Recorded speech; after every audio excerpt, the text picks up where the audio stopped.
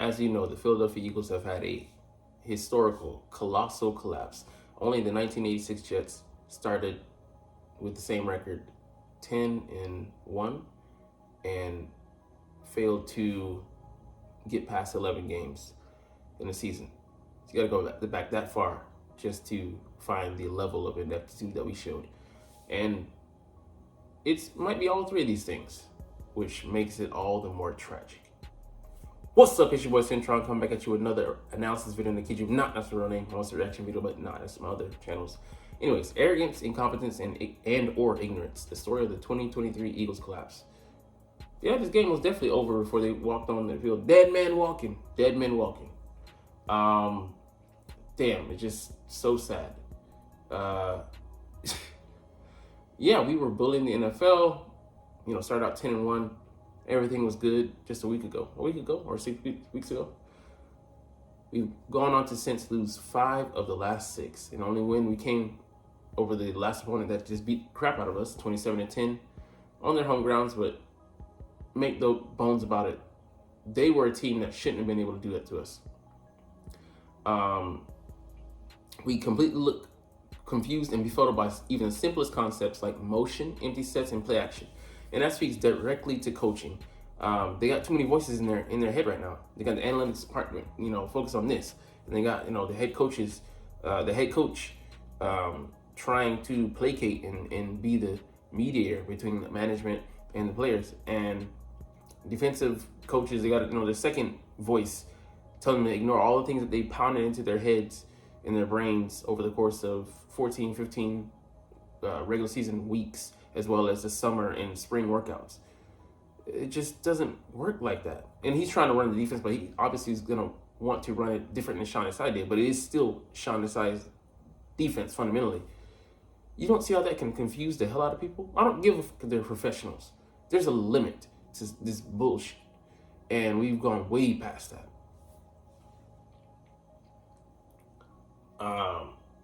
Deficiency at linebacker. We never pour resources into that position. We believe that we can just kick the can on down the road, proverbially speaking, just draft and find some guys, go the free rookie free agent route, or grab guys off the scrap heap. And eventually, doesn't matter what position, you have to invest something, whether that be scouting and finding a guy that is a good fit, and making sure you get him, even though it might cost you a little bit, and maybe draft capital. But you got, I've been looking at the guys that we cast aside. Davion Taylor was a 3rd round pick a couple of years ago. Looking at his college resume, he just popped with speed at the combine. He should have never been a 3rd round pick for us. The guy didn't have the tape to back it up, and he's he didn't start playing football until he was 18. So just the lack of fundamentals and what the hell he's doing. Harry Roseman has to definitely be the one to take the hit for that. He's put together this collection of players on the field for better or for worse, and we think trading is the solution, the end all be all to all problems. We traded for Kevin Byard. I'm not saying he's a bad player, but he's been okay. But he's coming in mid-season. You can't look to that to fix all your things. Complementary piece, yes, but he's a starting guy. We're counting on him for key snaps. That's just not the way to build a team, through free agency. We're not the Rams. And it has a cost to it as well. We're losing draft capital because, you're trying to amend something that you should have addressed the right way the first time. You don't buy nice, you buy twice. Yeah, but it's clear that the players don't trust or believe in the coaching staff. And that's damning, man. If you don't have trust, you don't have anything. And it's business. They're out there putting, their proverbial jobs, their life on the line. You need a plan. You don't have a plan, all else goes to shit. And even when you have a plan, you hit in the mouth, things happen. Things still can go bad. But they look like chickens out there with their heads cut off, and they don't know what the fuck they're doing, man. And yeah, we just faced that Giants team 2 weeks ago. So not having simple concept answers to those things that we mentioned above, motions and empty sets and bunch formations, reeks of incompetence. And it just either they're arrogant enough to think that they can just power through it with the talent that we have, or they think, I mean, this would be more damning and scary, but they think that the plan that we have in place is solid enough, and that's enough to push forward and go through with. We've all seen it. We've seen the tape. Do they look like they're out there confusing defenses?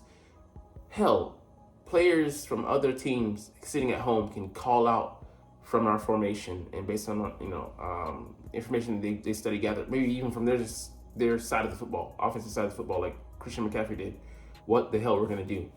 If they can, predict that, what can defensive coordinators do?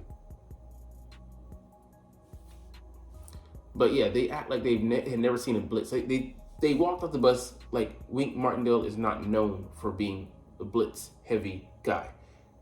He had the number one scheme that loves to bring pressure by way of blitz. And we face a team in Tampa Bay next week who is the third team in the league, has the third highest blitz rate. Yeah, the lunacy of Sirianni's approach. Like, you don't have hot routes. You don't have side adjustments. It's crazy. And we have, like Dallas Goedert, one catch for 4 yards, him not being an outlet, despite the blitzer coming from his area of the field. Are you fucking kidding me? Yeah, we had Swift out, but this has been a constant, not just a couple weeks a year, not even a handful of games, but almost every fucking game we play in, man. At some point, you just don't care.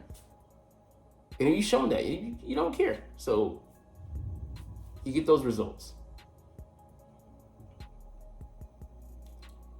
But, yeah. We responded by doing nothing. But, yeah, they believe that we could just have the talent to win out on our one-on-one battles. A.J. Brown can just, catch a slant route and make magic happen. We're putting too much responsibility, reliance on their skills. But look at Jalen versus the Blitz this season. And he did better last year, but that's because teams were playing him differently. But 28th in the NFL. And I believe him to be a far better quarterback than that. Incompetence. Because you know what ails you, but you just won't fix it. You are too prideful. Like, they should give honestly the job back to Sean Desai this week, but they won't because they're just too arrogant.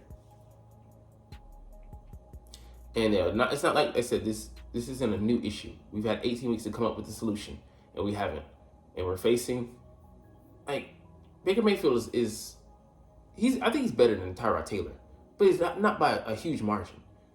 But he's comparable to Kyler Murray. Drew Lock definitely not. He's better than him. And they've torched us. What is he going to do with two 1,000-yard receivers and Mike Evans and Chris Godwin?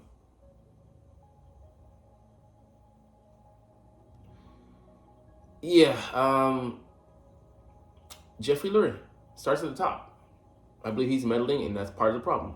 Howie Roseman, he takes his marching orders from Jeffrey, but him having too much influence, he's supposed to have power. He's a GM, but on the product, on the field, and how things play out, let your coaches coach. If you're going to interfere in that process, you are going to screw things up. That's not the way things go. You have to stay within your realm, and he's overreaching. But they believe that Sirianni has the answers. They'll keep him on, but doesn't look like the guys in the locker room are listening. Has been injuries that, we've beaten the Dolphins, the Chiefs, the Bills, and the Cowboys this year. So this makes it all the more middling. And we didn't collapse from 8-3 or 7-4. We collapsed from 10-1. That speaks to deep-seated underlying issues there. Like, it's not a Super Bowl hangover. It's something rotten, stinking, a carcass, a body that's somewhere festering and spreading illness, sickness, and disease in that building. And we know, we can all see it. we're not there, so we can't, directly put our finger on the issue or issues, but we can smell it. So, whether we go on to try and correct that, it's too late to try and correct that. How we come out and respond is going to be important in this Tampa Bay game.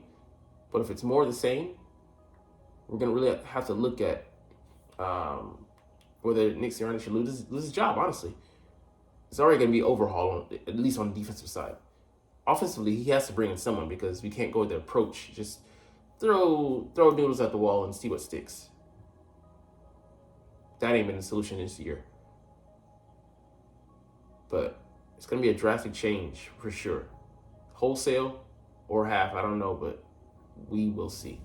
All right, let's get into the other issues before we close this one out. Jalen Hurts tested negative for a fracture in his finger, so it was dislocated. You saw it looking like, like Laura Bronson said, LB said, it was like E.T. from home. Like, it was all bent out of shape. But unfortunately, it wasn't fractured. But, we'll see going into this week how he's able to deal with it, if it causes him some discomfort.